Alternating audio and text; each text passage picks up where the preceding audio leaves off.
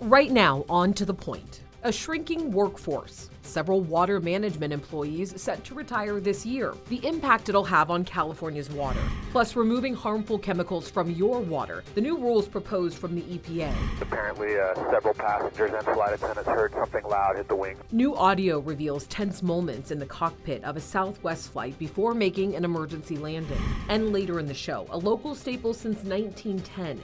Now Capitol Costumes Inc. is closing its doors. The impact it's had on the community.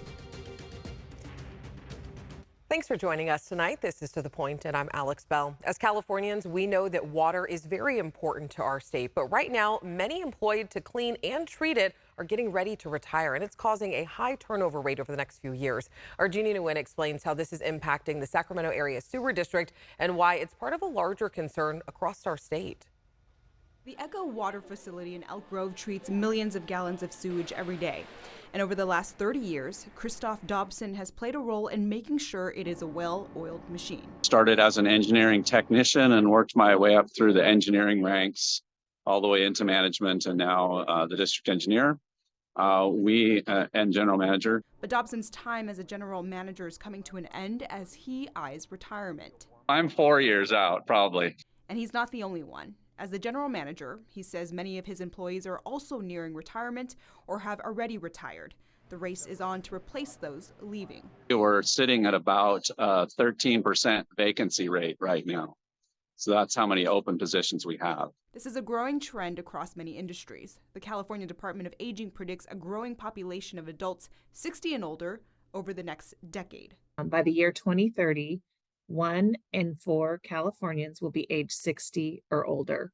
So we're seeing a huge surge in older adults, and that will translate to retirements in the workplace. And while replacing retired employees is part of the process, the Department of Aging also urges employers to find ways to hire and train older employees. Lots of benefits in terms of coaching and mentoring staff, keeping the organizational culture thriving, opportunities for special projects and bringing specialized expertise. Because the sewer district has a big responsibility to the community, Dobson says he's focused on protecting public health and the environment as employees retire. We will figure out a way to make it work. It just makes it more challenging because, again, we're having to bring new people in and bring them up to speed. All right, and Jeannie joins us right now. We know Sac Sewer experiencing, a lot of turnover right now because of retirement, but what positions are they looking to fill? Well, Alex, as you heard, they have a 13% vacancy rate right now, and they have positions open, including electricians, mechanics, water treatment operators, engineers, and even administrative positions like accountants and human resources. Now, we do have a link on our website, on their career page, posted on our website at abc10.com. Yep, so if you're looking for a job, make sure you check it out. Jeannie, thank you. All right, tonight investigators are piecing together why a Turlock police officer shot a 37-year-old man who they have now identified as Corey Pollard.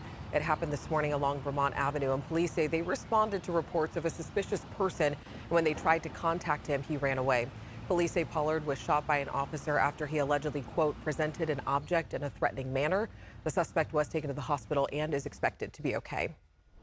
Tonight, a 7-year-old girl is recovering after police say that she was stabbed by her neighbor. It happened last night at an apartment complex off La Loma Drive out in Rancho Cordova, and the suspect was arrested early this morning following an hours-long standoff. Now neighbors say they're scared. We're really concerned about this issue and this incident because, I have 4 kids, and the elder one is 8 years old, and I'm really scared, and I don't even let them outside my apartment because, it's not safe. The sheriff's office says the man is in his 30s and he's possibly facing charges of assault with a deadly weapon. We're learning new details tonight about a crash that left 4 people dead near Modesto. The CHP says the Mitsubishi was traveling north on McHenry Avenue Tuesday evening when it swerved, and the coroner's office identified the victims, including 1-year-old Clara Howes from Turlock and her grandmother, Patricia Lopez. There was a lot of fire trucks, police officers, ambulance. She's doing just like anyone would be doing when they lost their child and their mother in one day. It's very difficult, and as first responders, we save all human life, and that's our job. But boy, it's different when there's a child involved. Absolutely devastating. And the CHP says the two people inside the Mitsubishi also died at the scene. The driver, 19-year-old Angeles Escoto, and passenger, 22-year-old Francis Catano, both from Merced. And the two other cars were involved in the crash, but the people inside were not hurt. And right now, a search is underway for a missing Sacramento State student in Southern California. So take a look at this photo right here. This is Noelle Lynch. Los Angeles police say the 23-year-old was last seen on April 3rd, leaving an apartment building in Inglewood. And police say her phone was found at LAX, and Lynch requires medical attention. So if you have any information on her whereabouts, make sure that you call police. More fallout tonight after the Arizona Supreme Court upheld a 160-year-old near-total abortion ban, and it threatens doctors who perform the procedure with a 2 to 5 year prison sentence. The justices reverting back to an 1864 law criminalizing all abortions except those to save the mother's life.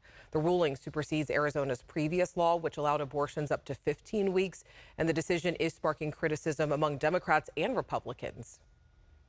Elect me. I'm in the 20th century, 21st century, not back then. And former President Donald Trump also reacting today, saying the court overstepped. President, did Arizona go too far? Yeah, they did, and that'll be straightened out. And as you know, it's all about states' rights. That'll be straightened out. And I'm sure that the governor and everybody else are going to bring it back into reason. Arizona's governor called on the state legislature to act immediately to undo the law before it takes effect. And today, the state's Republican lawmakers shut down an effort to force a vote on a measure. Now, due to legal delays, it is possible this law might not take effect for weeks. Next, on To The Point, changes are coming to your drinking water. The new rules limiting so-called forever chemicals. We're also tracking a big change in our weather pattern after seeing some of the warmest weather so far this year. Rain and snow back in our outlook. Plus, why a Sacramento store dating all the way back to the 1900s is shutting its doors. And later, new audio capturing tense moments after an engine cover flew off during a Southwest flight. Like an immediate return, we got a piece of the engine cowling hanging off.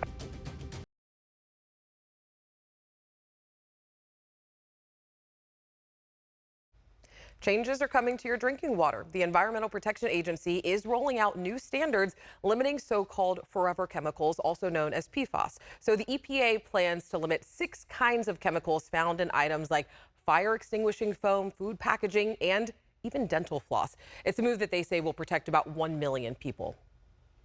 Everyone should be able to turn on the tap and know that the glass of water they fill is safe to drink and free of pollutants that harm people's health and well-being. State water systems will have 3 years to monitor these forever chemicals and then 2 years to implement technology to reduce their levels. And federal funding will help states achieve this goal. All right, let's go outside with Chief Meteorologist Monica Woods. Another beautiful day, I have to say. It was looking pretty nice today. I know, and warm too. These are going to be the warmest temperatures that we're going to see, not only this year so far, but this week, because things are about to turn back in the other direction. You can see the climb that we've had over the past couple of days as that high pressure ridge built in.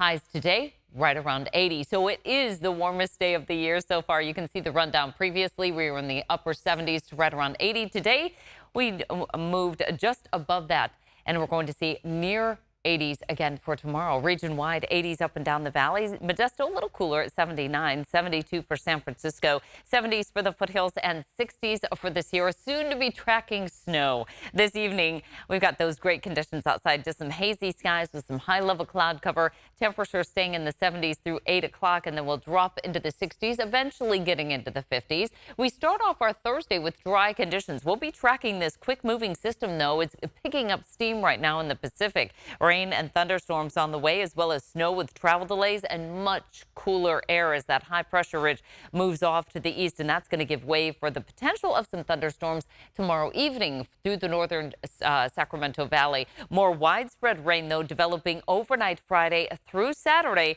And it is going to mean a wet and snowy weekend for us, with total accumulation anywhere from about 1/4 of an inch to almost an inch in the valley, 1 inch to 1.5 inches for the foothills. And then for the Sierra, we'll see about 2 to 3 inches in that 80-50 corridor, but higher totals north and south of that region. Big changes ahead for that 10-day forecast as we gear up for this second weekend of April. Warmer and drier weather ahead next week. All right, Monica, thank you so much. Next, on to the point, the new audio of the moments leading up to an emergency landing on a Southwest flight. Plus, scammers, they are trying to take advantage of you this tax season, the warnings from the IRS, and how you can protect your information. And then this Sacramento business has been in town for more than 100 years. Why it's closing its doors, and the last day you can check it out.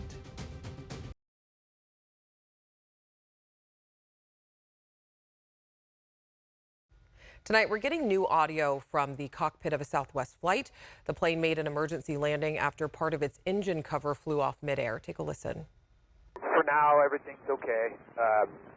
And we don't even know the nature of it, but apparently several passengers and flight attendants heard something loud hit the wing. The flight was taking off from Denver to Houston on Sunday. Passengers capturing the moment on video as part of the engine cover flew off mid-air. Flight controllers just moments later asking the pilots if they want to start an emergency landing. Just keep me advised of the situation and let me know if you want to declare an emergency, but I assume we'll probably do that anyways. Yeah, I'll get back to you. Stand by.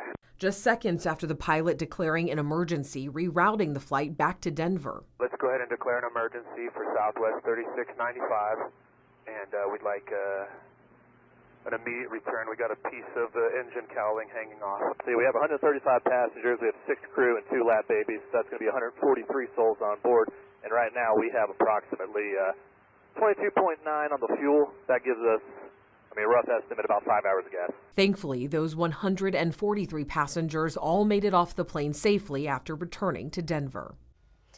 And Southwest responded in a statement saying that this was a mechanical issue and, quote, our maintenance teams are reviewing the aircraft. And the FAA says that they are investigating this incident along with others from Southwest. Now, the FAA is also investigating new safety concerns of Boeing planes. It comes as a new whistleblower has come forward saying engineering issues with the company's 787 Dreamliners could cause the planes to break apart after decades of use, and they have yet to provide any documented evidence. Now, Boeing has fired back saying, quote, these claims about the structural integrity of the 787 are inaccurate.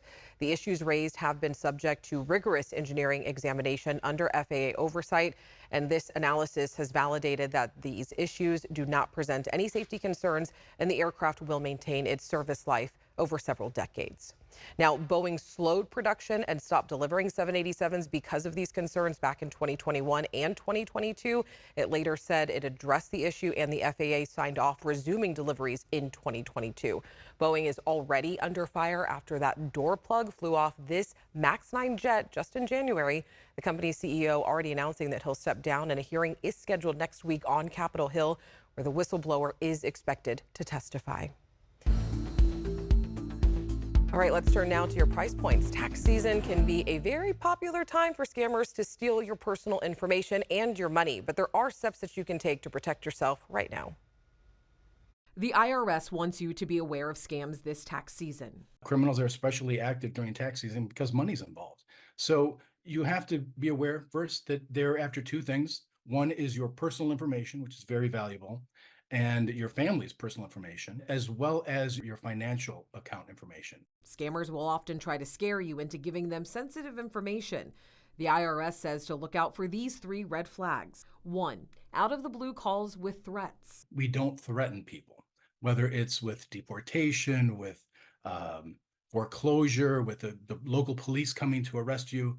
That is absolutely not true. 2, demands of immediate payment. They get you panicking with the threat of arrest or the threat of something really bad. And then they say, this will go away if you pay right now. Well, IRS is never going to call you up and say you've got to pay right this instant or else. And the 3rd red flag, requests from particular payment methods like Venmo, Zelle, or a gift card. Right from the horse's mouth. I'm the IRS guy. I'm telling you, we don't accept gift cards of any type to pay for taxes. So if the scam artist is saying you've got to buy gift cards to pay this off, know that right away that is a scam. If you're filing with a tax professional, check their preparer tax identification number on irs.gov. By law, if somebody accepts money to prepare taxes for you, they have to sign that return. It's illegal to prepare taxes for money and not sign it. If you're filing through a company, make sure it's reputable with a secure site. Use a strong password and sign up for two-factor authentication. This is the one time of year where your name, your children's names, social security numbers, bank account numbers, all of this information is in one place all at once. So the bad guys are really eager to get their hands on it. So just be very, very careful. Yeah, and in addition to phone calls, a scammer may try to text or email you to get your personal information. Never click on these links in the message. And if you believe you are a victim, make sure you go to irs.gov and inform them by filing an identity theft affidavit. All right, now to the latest on inflation. The Labor Department report shows inflation ticked up 3.5% in March, and that's more than economists expected. So prices have cooled from a peak of about 9%, but inflation is still higher than the Fed's target rate of 2%. And it is fueling fears that the Federal Reserve can no longer cut interest rates in June, which means that your mortgages, car loans, and your credit cards' APRs could stay higher for longer. And if that wasn't enough, sending a letter could soon cost a little bit more money. The U.S. Postal Service now says that it wants to raise the price of first-class stamps to 73 cents. The proposal has been sent to the Independent Postal Regulatory Commission for final approval. And if the commission signs off, the new prices will take effect in July. Capitol Costumes in Sacramento has been around since 1910, and it has been a staple for generations. But now they're closing its doors as their owners retire. Photojournalist Ayanna Williams shows us the impact this business has had on our community.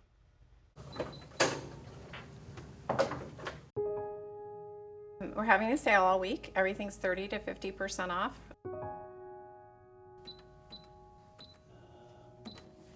Historical business in Sacramento opened in 1909. We, a family, Alicia and I, and my mother bought it in 1980 and have been operating it for the last 44 years. It was downtown at 813.5 J Street in one of the old buildings that got torn down after that, so we had to move and moved out to the suburbs. Mostly all rental costumes at that time, and over the years we added theater makeup, dance supplies, and started selling costumes as well as renting. The lower left is a picture from, I think, about 1946 of the Grandfathers Club renting costumes, and they have been our customers right up until this year. My mom had her master's degree in costume design and costume history, and so that was her forte, and she was known for her historical accuracy in costuming. So that's really what we set our foundation on, and over the years as we added dance and stuff, that kind of became something I fell in love with. Hi, Scott. So I started coming here probably around 2004 when I started getting into theater. They have been my source of makeup over the years, on and off for 20 years. Yeah. It's just a joy to come in here and say hi to them. Thank you very much. It's gonna be something that I miss. We are closing down after 44 years in business. We lost our mom this past year. She absolutely loved history and the theater and was a part of it her whole life. Acting, singing, dancing, designing costumes, manufacturing costumes. So the relationships that she formed and brought to us was tremendous. We've made a lot of really great friends and seen some incredible talent over the years. It's sad. I'm happy for them. They deserve the break. You don't realize how big it is until it's ending. And the store's last day will be this Saturday. It's located off Madison Avenue in Fair Oaks if you want to go check it out. Next, on To The Point. It's a trendy medical procedure getting the attention of many. How Prenuvo works.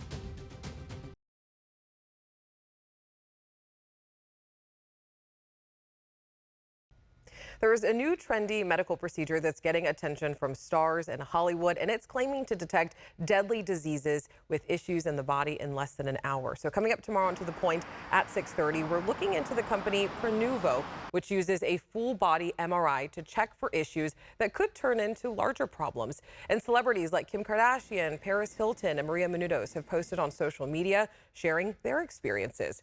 The scan costs up to $2,500, but doctors within the company say it can be worth it based on what you could potentially detect. Any potential tumors throughout the entire body, brain aneurysms, and then anything like metabolic disease. So fatty liver, iron overload, visceral fat, subcutaneous fat. So tomorrow on To The Point, the pros and cons of this MRI and how much this trend has grown. You don't want to miss that story. All right, thank you so much for spending part of your day with us. We love getting to tell your stories, and you already know we love getting to meet you. So if you have something you think we should be looking into, make sure to reach out to me and the team. Remember, strangers are people you just haven't gotten a chance to know yet. So take some time to get to know someone. Have a great night, and I will see you back here tomorrow.